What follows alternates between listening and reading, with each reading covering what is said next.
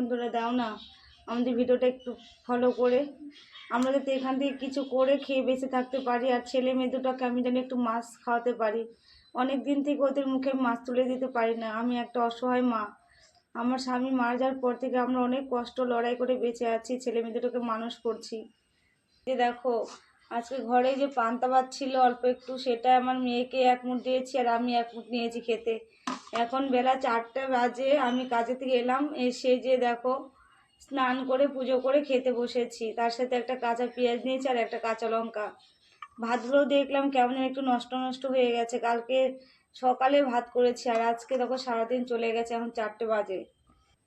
তো এরকম কষ্ট করতে হয় আমাদের বন্ধুরা। আমার স্বামী নেই, আমাদের টাকা পয়সা কিচ্ছু নেই, অনেক কষ্ট করে ছেলে মেয়ে দুটোকে নিয়ে আমি বেঁচে আছি।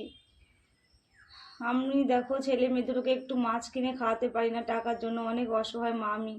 আমাদের ভিডিওটা একটু বেশি করে ফলো শেয়ার করে দিও তো, যাতে আমরা এখান থেকে কিছু করে ছেলে মেয়েকে নিয়ে খেয়ে বেঁচে থাকতে পারি, আর ওদের মুখে যেন ওই যে এক মুঠ অন্ন জোগাড় করে দিতে পারি আমি।